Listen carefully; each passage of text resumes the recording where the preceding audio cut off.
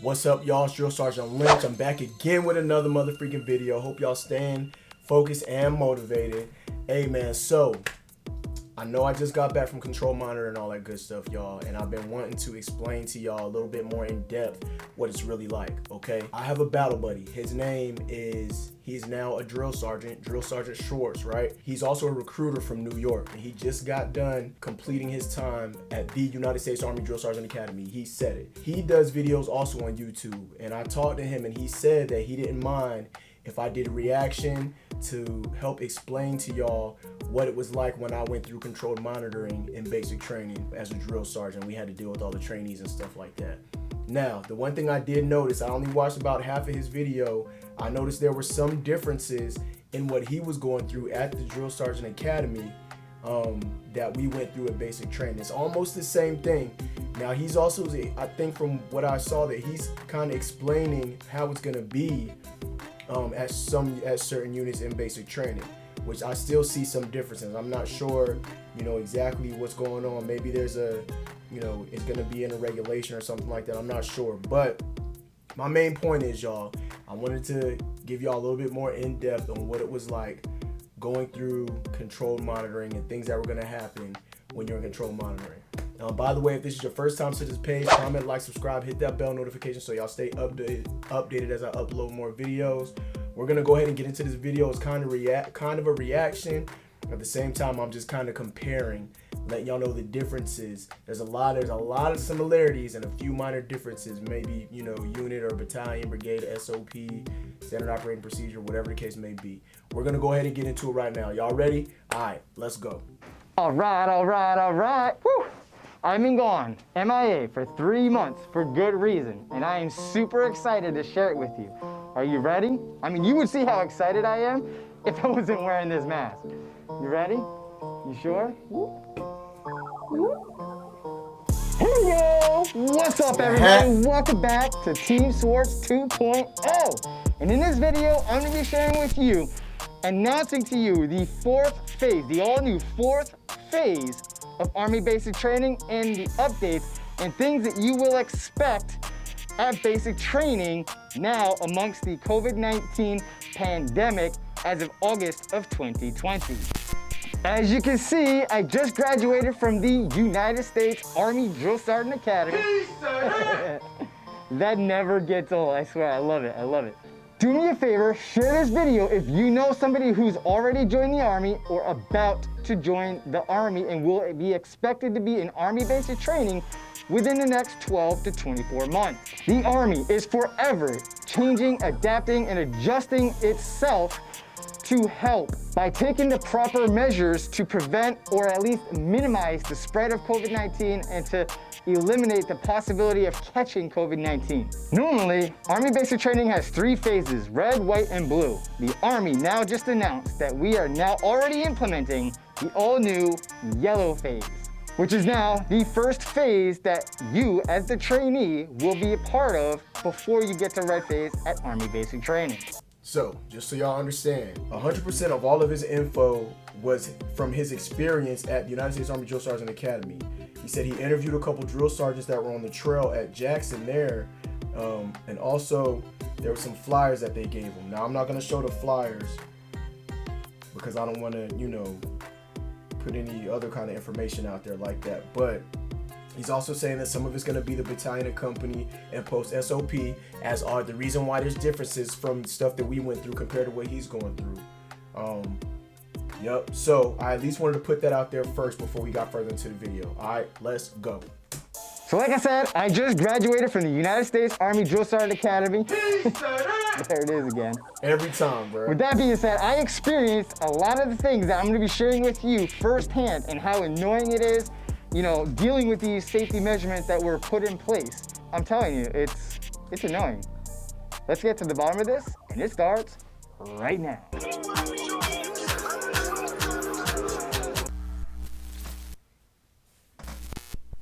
What's up, everybody? Welcome back to Team Swartz, and if this is your first time here on this channel, welcome.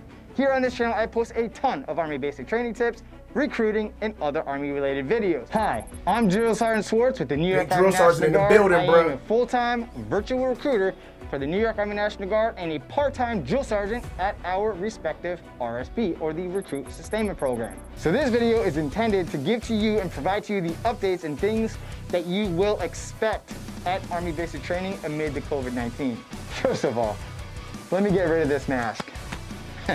One of the see how I had I the hated muffled. this at the drill sergeant. Imagine being a drill sergeant and have to wear that mask and yell at the trainees with that muffle on your freaking face. Imagine being the trainees and you gotta sound off everything. You gotta freaking yell to the drill sergeant.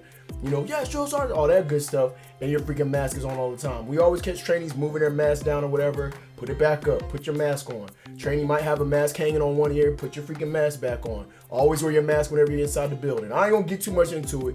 Let's keep going. Academy as a drill sergeant candidate and as a trainee in a basic training environment, these masks are annoying. So first and foremost, there is no more shark attack. You will just simply be picked up and you'll go through the normal process of a shark attack, but without that shock factor of the drill sergeant screaming, yelling at you and making you do corrective training and all that good stuff. No more controlled chaos in that sense. In that sense. That being said, because you're gonna get there your first night there, you're gonna get there. The first thing you do is get tested. From what I know, you get tested. Drill sergeants come pick you up a little bit later. Y'all eat and y'all just start in processing at the company level right then and there. So I will say this though, there's nothing wrong with getting creative and doing a sort of shock and awe and introduction. Let's introduce the trainees to the company. That's what we did after control monitor was done. That's what we did. We introduced the trainees. It was just an introduction, reception and integration. That's it, you know. And we established our place as drill sergeants within the company, as we are to the trainees, how they're supposed to be with us. We established all that, you know. That's it. Too easy, right? Let's keep it moving. Fortunately, due to COVID-19 restrictions. The first thing that you'll do once you get to Army basic training is COVID-19 testing, and based on my experience, they go with the cheapest route, which is the swab that goes up and down your nasal cavity. Sucks. And the entry, not too bad. I was actually quite impressed. I was like, wow, this doesn't hurt. Until the person starts twisting it. Like that's what it 10 is. times. I'm like, all right, you twisted it enough. I get it. All right, I think you got it. You got it. So yes, that will be the first thing that gets done. They'll also give you a snack, and then you'll do a short inventory of whatever you have on you, along with getting rid of some of the contraband, and then you'll take a nap for a couple hours, and the next day, generally, in most locations, you won't do anything on day 2. So that's right. He says you won't do anything on day 2. So the night that you get there, get tested, the drill sergeant comes pick you up. You do get rid of all your contraband and whatever that stuff is. You do your layout of the stuff that you got. You take a quick nap. From there, you get up. This is gonna be your day 1. Once you wake up, you're gonna go. This is what we did here. Woke up. We sent them to do their medical moment of truth. They talked to some medics. Medics asked them any questions. Do you have any of this? Do you have any of that? What kind of stuff? All that stuff, whatever they do there. After that, we took them over to get fitted for their boots. And they also received their blue book, the soldiers, the skill level 1 book. They received a couple of those books. And then they also, I think they went to give blood. They went to give blood also. So those are all the things that we did on day 1. That first night that you get there is day 0. You get with the drills. Once you take a little nap, you get up. That's day 1. Then after that, on day 2, you don't do anything. So I think he's gonna go into day 3 here. Let's see what else he's gonna say. Day 3, that's when you should be getting issued your combat boots and either your OCPs or your PTs. So our trainees had their PTs day 0 when they got there. Day 0, they got there, they had their PTs. We switched it because for their day 1, we had them go to their medical moment of truth they did their medical moment of truth. They let the medics know if they had any kind of, whatever their medical situation was. They went and got fitted for their boots on day 1. That being said, just like he said, on day 3, you're gonna go pick up your boots, and then from there you go to immunizations where you get all your shots and everything. And I think it makes perfect sense because on day 1, they're asking you, do you have any allergies to this, that, this, and that, and this, and that. And I guess I don't know what they're doing about your medical records, but then on day 3, that's when you go and you get a bunch of shots and stuff like that. And I specifically remember it because as we started teaching the trainees PT after their day 3, we started teaching the trainees PT. When we'd have them sit down in that seated position, and then they'd have to roll over to their right or left side. A lot of them, as a roll. I'm like, what are y'all freaking moaning about? We got shots, drill sergeant. Oh yeah, I forgot they got the peanut butter shots. So that's one thing also. If y'all don't know what the peanut butter shot is, that's a shot of penicillin. They give you a shot of penicillin in your rear end, all right? Let's keep it moving, y'all. Usually it's your PTs, and then at some point within the next 2 weeks, you'll go and get your OCPs, which is this uniform that I'm wearing now. This is a popular question I've been getting in my DMs. Is basic training longer due to self-quarantine? They went, I'm sorry I keep pausing y'all, but they went and got their ACUs, the OCPs, the pattern. They went and got their Army Combat Uniform after controlled monitoring, at the end of controlled monitoring. Still considered them in controlled monitoring, but it was at the very end of controlled monitoring. They went back to the reception battalion where they got fitted for their uniforms, and there was extra stuff that they had to do also. Keeping it moving, y'all. Or so on and so forth. Now at the reception battalion, I am waiting to get clarification on certain things on current events of reception. So I'll do a separate video on that, but every recruit that I sent to basic training are telling me that they're doing a mandatory self-quarantine at the reception battalion prior to getting to Army basic training. It is not affecting your basic training. So normally reception is 5 to 10 business days, which is up to 2 weeks.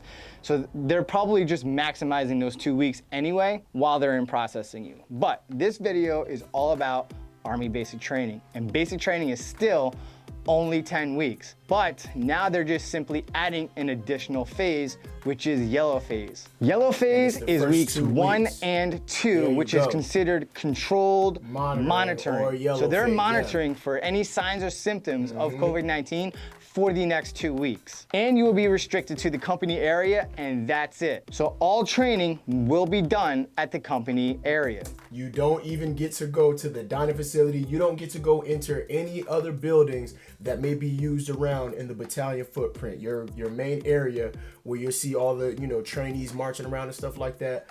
You don't get to use any of those buildings because they don't know, we're still monitoring, making sure nobody has any symptoms and stuff like that. So our food got brought to us by other drill sergeants that were not conducting the controlled monitoring.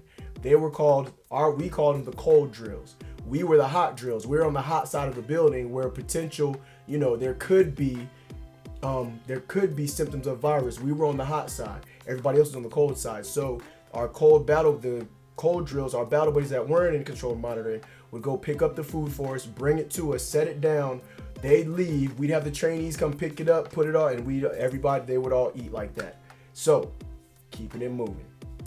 Red phase is weeks 3 and 4, where you will conduct the Victory Tower and your Hammer FTX, or your field training exercise. White phase will be conducted weeks 5, 6, and 7, conducting your rifle marksmanship, your land navigation, and your anvil FTX, again, your field training exercise. Last but not least, saving the best for last, blue phase is weeks 8, 9, and 10, where you will conduct and potentially pass your Army Combat Fitness test, the Forge FTX, which is your final FTX exercise, culminating with a long A ruck march, and then, of course, your graduation ceremony. Again, your 14 days during yellow phase is controlled monitoring. You will continue to train, but in a controlled environment with excessive monitoring. If tested positive for COVID-19 upon arriving, you will automatically go into self-quarantine for a minimum of 2 weeks, be symptom-free for 2 weeks before you come back to the training environment. If at any point throughout your basic training experience or AIT, you will be, no matter what, anytime throughout the Army, you will be self-quarantined for 2 weeks. All right, fellas, listen up, all right? I got this.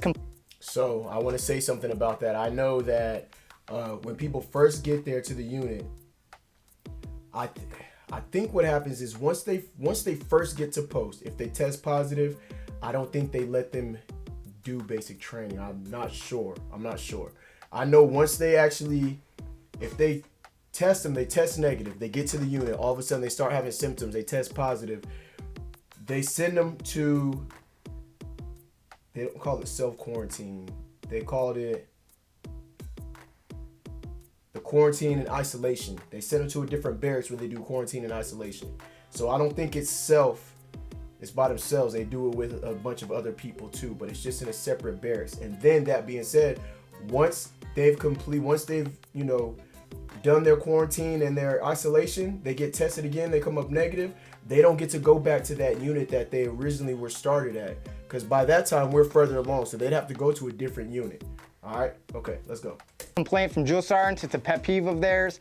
I honestly recommend that you do this as well. Get yourself a haircut prior to leaving. Look at Army Regulations 670-1 for examples of what your haircut should look like, or just go bald before going, because when you go there, you know, at the reception battalion, you would normally, in the first week or so, you would get your haircut. But you gotta remember, you're not going to reception first. You're going straight to a medical facility to get tested.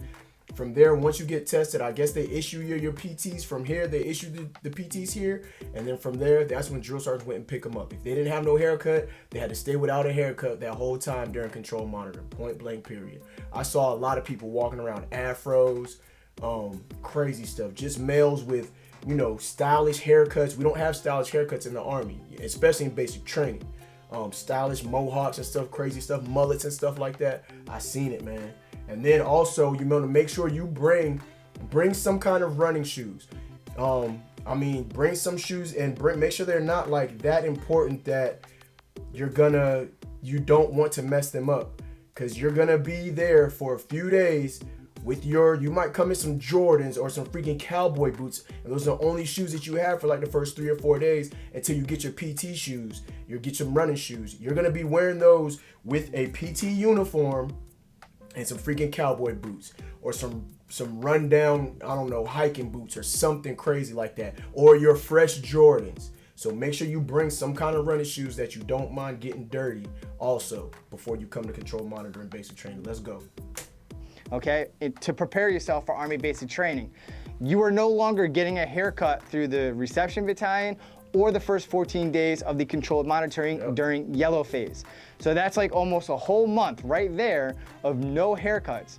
And that irks drill sergeants like crazy. So make sure you get a haircut prior to leaving and be in accordance with AR 670-1. All right, so let's talk about yellow phase. What can you do? What should you expect? And all that good stuff about yellow phase. And the first thing is maintaining a strict enforcement of social distancing of 6 feet and constant at all times wearing your face mask, even during PRT, physical readiness training, which is your physical training in the morning. Now, one thing I'll say about that, and I think this is where he was talking about, is going to either be battalion or company policy or whatever. We didn't make our trainees keep their masks on while doing PT.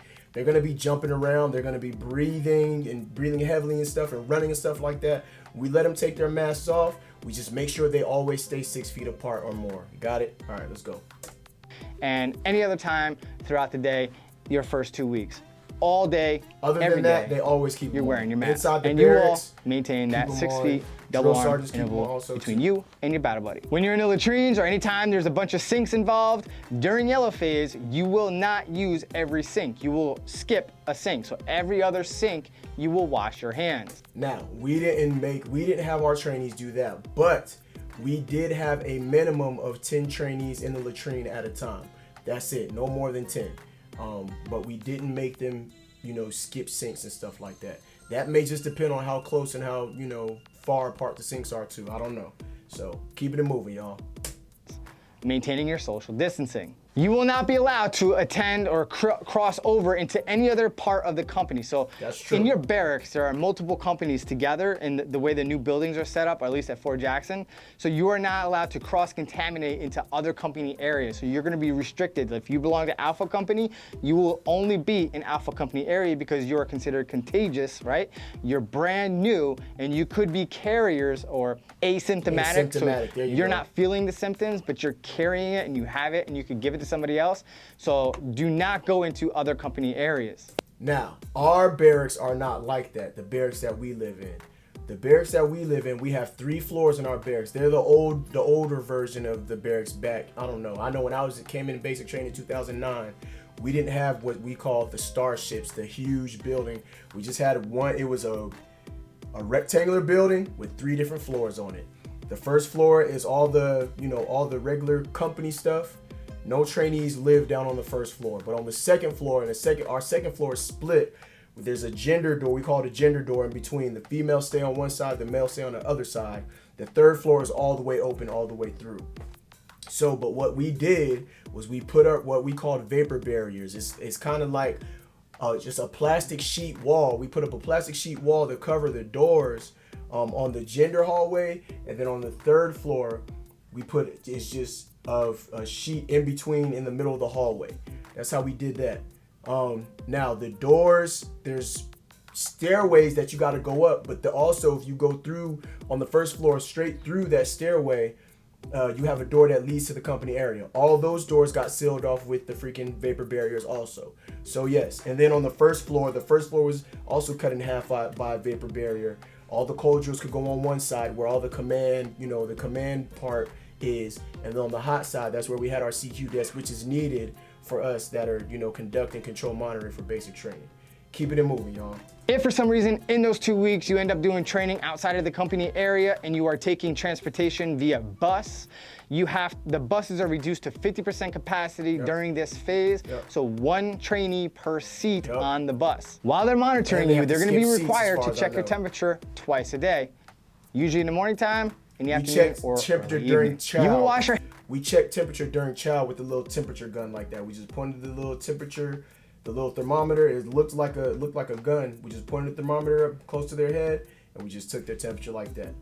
Hands as often as possible, and when you can't wash your hands, you will use, because it's everywhere, hand sanitizer. Yep. So when you're in the barracks is going to be at 50% max capacity, so that means no top bunks will be utilized at this time.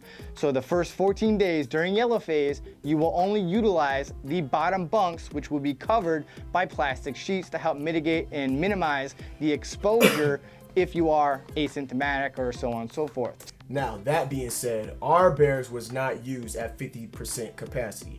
We know how many trainees we can house in our barracks, and we didn't know until the night that they got there how many trainees that we were gonna get. We didn't know. Of course, we didn't fill up all the way that first, the first 2 nights that we received trainees, we didn't fill up all the way. But afterwards, after we got out of control monitoring, we had I forget who it was, our battalion, somebody was calling us up telling us, get ready because we have more trainees for you that are going to be coming through living with us. So we ended up filling to max capacity, but in the beginning filling up, we were not at 50% capacity, only using half the bunks. We were still using top and bottom bunks. We just had them facing the opposite directions. Everybody on the bottom bunk would be facing one way, everybody on the top bunk would be facing a different direction. That's all it was for that one. We're gonna keep it moving, y'all.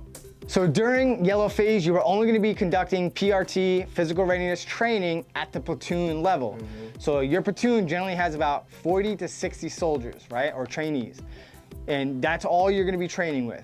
Not as a company, not as a battalion. Basically the smallest element possible. In addition to that, you are not authorized to use any of the ACFT or Army Combat Fitness Test equipment. Now, that being said, we conducted PT at a company level, but we stayed broken down in the little platoon elements. That's how we did it. We conducted it as a company, but everybody stayed in their platoon all together like that. As far as the ACFT equipment, we can use our ACFT equipment. We just sanitize everything. We have what we call kill buckets. We have huge, let's call them coolers, if you will, or a tough box full of water and a bleach mixture. They dunk their hands in the bleach water. They use the equipment. They wipe the equipment down with Lysol spray and stuff like that. That's how we did it, keeping it moving. I.e.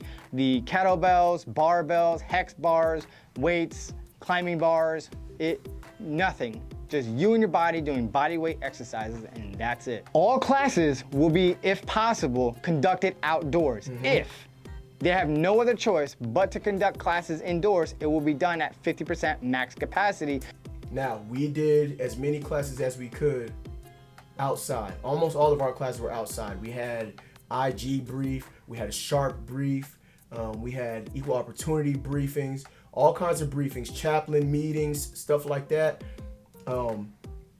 We did all that outside, and we would do it 50% capacity. We got 4 platoons in our company, so we'd have 2 platoons go out at one time for a certain amount of time, 2 platoons go out at another time for a certain amount of time. That's how we did it, y'all. Keeping it moving.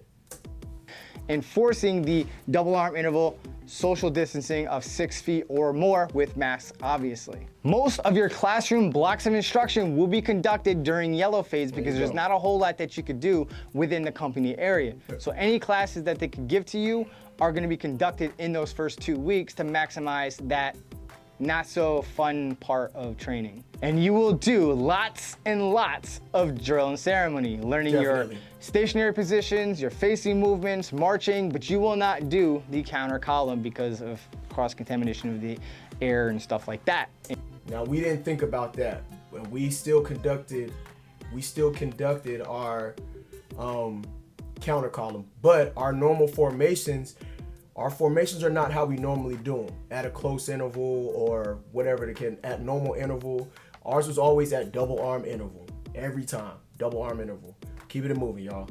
In maintaining social distancing. So with that being said, when you do march, it is a no reply cadence, meaning that the cadence caller, usually your drill sergeant, right, will be sounding off with cadence merely to keep you in step. That's it. You will not recite back any part of their cadence. It's just a no reply cadence, and that's it, unfortunately. And maintaining social distancing of 6 feet. It's pretty boring, I get it. It is what it is. Just drink the Kool-Aid. And of course, you're gonna be wiping down and sanitizing the barracks and your common areas daily. Yeah, definitely. Chow, let's talk about chow. What we did was set up little sanitizing stations, especially at the doors and stuff. When the trainees come into the door, we have a bleach mixture, spray, paper towels. We only let one trainee open the door. Whenever a trainee comes to the door, that trainee holds that door open so everybody else can just go ahead and go through the doors and go upstairs and go through the building. We don't want everybody touching the door. And then once they get done, that trainee will freaking wipe down the door. And even then, we only let one platoon go in at a certain time. So that's how we did it, keeping it moving. I seen this firsthand. I experienced it myself. We barely used the DFAC or the chow hall. If we did, it was at 50% max capacity, utilizing the social distancing of every other seat of 6 feet distance between me and the next person. So with that being said, you will be getting mostly hot A's, which is hot food like it would be in the DFAC, but it's delivered to you in these bins and you serve each other like a buffet. And that's exactly what we did. We don't go into 50% capacity in the dining facility until after yellow phase is complete. Once yellow phase is complete and they don't go into red phase, then and only then do we let 2 platoons on certain days go in. Well, what they do is switch. 2 platoons will go to the DFAC for that day, and the other 2 platoons will have what we call field feed, or just like Drill Sergeant Swartz said, hot A's, or your hot A's. The next day, the platoons will switch. So first day might be first and second platoon going to eat at the DFAC for breakfast, lunch, and dinner. Third and fourth platoon will eat field feed, breakfast, lunch, and dinner. And then the next day, third and fourth platoon will go to the DFAC. First and second platoon will eat their hot A's. Let's keep moving. Or you would receive MREs or meals ready to eat. I'll put a picture of what they look like right here, and it is what it is. Once you get into white and blue phase later on, then you'll be able to utilize the DFAC at 50% max capacity, maintaining social distancing of every other seat, so on and so forth. And when you are in the chow hall, you're gonna follow the chow hall procedures, which they will demonstrate to you, but you will have to wear face masks in the DFAC until you sit down. Once you're seated and you are situated, you will remove your mask, eat your meal, put your mask back on, and go about your business. So let's get to the not so good news about Army basic training amid the coronavirus. So until further notice, there is no family day. Yes, that's right. And graduation day is just yourselves and the drill sergeants and the basic trainee leadership. Now, the craziest thing about graduation day, our last cycle, that was the first time we had heard anything about the virus and all that good stuff going on. And that's the first time we had our graduation. The trainees graduated and some of them shipped out that same day. Normally they graduate and then right after graduation, they go spend time with their family, come back to the barracks that night, and then the next day they ship out. So no more family day, anything like that. You graduate and then you're done and you ship. That's it. Keep it moving, y'all. So with that being said, your graduation ceremony will be broadcasted live on Facebook Live. So you'll be able to send the link home to your family members and they can watch you and congratulate you and all that good stuff. But unfortunately, no one's gonna be able to physically come and watch you graduate. I experienced it myself at the United States Army Drill Sergeant Academy. There it is again. So with that being said, I'll post a video right here of me graduating at the Drill Sergeant Academy. And unfortunately, I thought that, my humble opinion, me being as hopeful as I am, I thought that Army Basic Training would go back to business as usual by this fall. And so I do want to say the difference at the Drill Sergeant Academy at that time than there was when I went through. Once we got on the stage, we were issued our hats on stage, if I'm not mistaken, right? We walked up on stage, got issued our hats, put it on, and we went about our business like that. They walk on stage with their hats and then they put their hats on, if I can remember correctly. Keep it moving, y'all. And I am wrong. At least for the Drill Sergeant Academy, they've already been approved for the rest of this calendar year and all of next fiscal year through 2021 of implementing these coronavirus restrictions, right? So they're gonna continue on with the distance learning and the 5.5-week resident course and all that good stuff. So the way I see it, and they have a very strong assumption that this is actually gonna go through FY 2022. Probably. So we're gonna be dealing with this for about 2 years, unfortunately. So we're all gonna be robbed of our experience of the full basic training experience. That sucks, man. It just is what it is. I will be doing videos about my experience at the Drill Sergeant Academy. It's a 10 video mini series about everything and anything about the Drill Sergeant Academy. So definitely look forward to that. If you're looking to go into the Drill Sergeant Academy, if you want to know what it's about and all that good stuff, pay attention to those videos. They're going to be popping out soon. With that being said, do me a favor, like this video. Please, please, please share it with somebody that's joining or have joined. I would really, really greatly appreciate it. And if you haven't already done so, subscribe to the channel and I'll see you next time. Hey, so first thing I want to do is give a big shout out to Drill Sergeant Swartz for giving me that permission to do the reaction to his video and just to show y'all the differences between what he went through and what he learned about how they're going to be conducting control monitoring to what I've been going through and conducting control monitoring. So I appreciate him. If y'all haven't yet, go check him out. Just look him up.